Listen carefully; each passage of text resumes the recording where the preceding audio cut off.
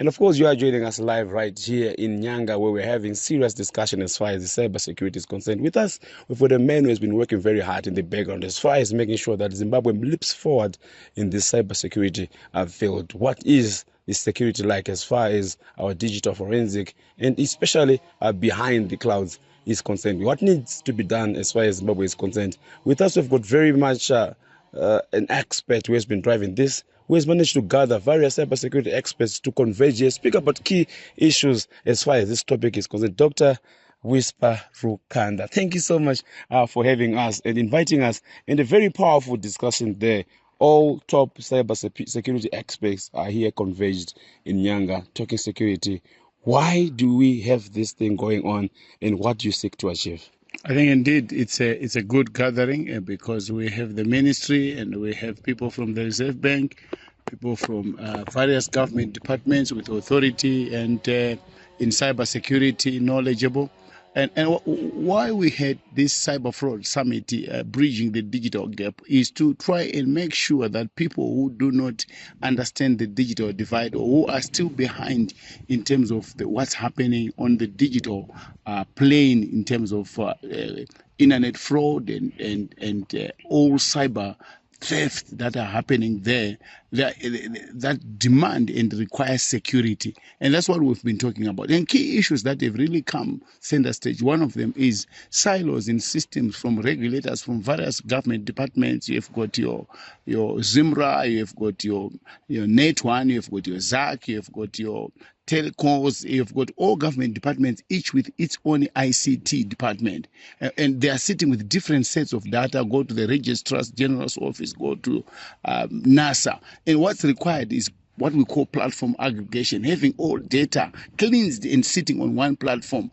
And there is autonomous keys given to respective units or departments of the government so that they access data that is relevant to them, police data. So if, for example, if a criminal is caught in Buhera and has committed a crime, they will profile him on the police station. But perhaps he will be, being chased and looked after in Gokwe by police, or in Glenora, he might be having 15, cases that they are investigating on, because our data is not database is not centralized on one platform. You find that people get away with murder. So platform aggregation becomes very key and critical. So that came out very clear, and the insistence from the delegates is that the Minister of ICT should be able to put together a policy measure that addresses such issues. And secondly, which came on center stage, was the issue around telcos, running, mobile money platforms and not having that run by banks, because banks are the financial services providers, but telcos also do transact, and that does impact on areas such as taxation, where people are taxed when you move money from the bank, and you're also taxed when you move money in the cell phone, because when you transfer from bank to wallet and then for wallet to the individual, your mobile money platform,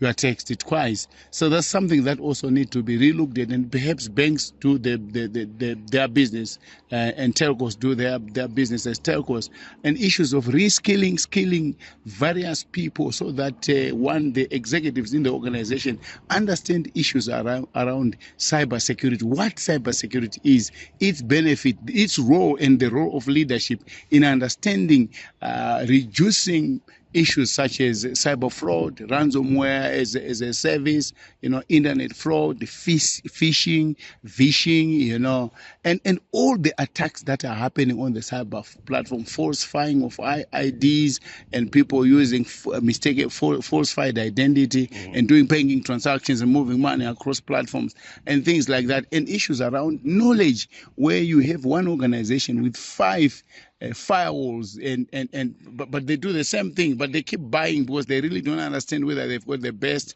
or the functionality that they are looking for is in this one or that one. But you find there will be 4 or 5 in one organization that do the same. So that also came up very clear, and it took center stage. And other issues that have really come up are issues around cryptocurrency, the central bank to look at cryptocurrency and look at blockchain technology and the impact of AI in those service provision areas, and how should businesses continue to use technology to bring service to the people in a safe format, in a safe bracket. So it also took center stage, and there were a lot of discussions around that area where the delegates insisted that Zimbabwe, with the move and the strategy for a digital economy, they operationalized the cybersecurity and implementation strategy, and they operationalize it for everyone's benefit. We also talked about data protection, but really interesting questions that came up. Number one was that should the data protection authority sit under Portras, because Portras is a regulator and they collect data that they regulate from telcos. Should they be supervising the data, or the data protection or authority should move out of Portras and supervise Portras as well? So there were discussions around that, and people expressing obviously reservations. And finally, the issue around the sectorial incident response centers, and people, cyber security experts are of the opinion that, and I agree with them, that let's have one central repository for data, and move away from silos, so that accessibility of data is utilized. And the migration from fix the computer centers, for lack of for simplicity, to a cloud computing, private cloud or public cloud, so that people now start preparing, and the migration path to that was discussed.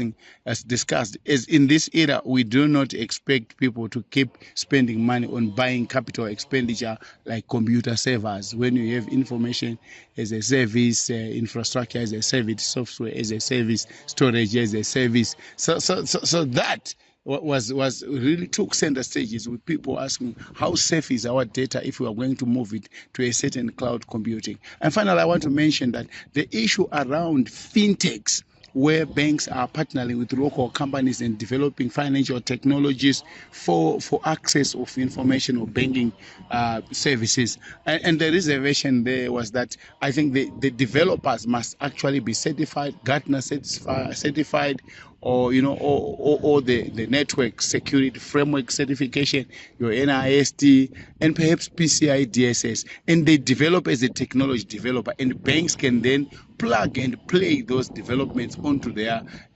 systems with open access, rather than having them to go to a bank and then partner with the bank, and then the bank calls the shots because they have money. And then the bank's business is to do with providing financial service to people and not developing financial technologies. There was really issues around that, and the question was, how secure are these third-party applications that are now being connected to sensitive information systems and data? That's a mouthful there. You were making a follow-up of a follow-up to almost all of these issues that we've been discussing. But it's very, very important. Maybe last but not least, as we close this one, how ready do you think our fintech sector is, and the government, to actually embrace a lot of these ideas, powerful ones, that are going to really change and revolutionize our cyber security, our cyber environment, so to say? I think the Minister of ICT, like the Deputy Minister, Honorable Puti said, he said, write down all those things, bring them in, we sit down and we start planning an implementation plan. And I think the Reserve Bank also alluded to that, to say all these issues. What's missing is that there is need for somebody to take leadership or ownership, and then start bringing all these technologies together. Issues that we were having for VAPT, where we still have companies in Zimbabwe advertising to say expression of interest for vulnerability assessment and penetration testing. How do you do that? How do you tell people to So issues like that, you get people who are not even certified. They are doing VAPT, and some of them they charge 2,500 for a whole organization, when the tools are way expensive, more expensive for that, for one chamber. So issues like that were discussed, and the onus is on the ministry to try and certify ICT companies that provide such services, so that organizations that get such services do not get a breach afterward. Cyber liability insurance also took center stage, where organizations were discussed and urged that the ICT must be structured so that the information security assets are ensured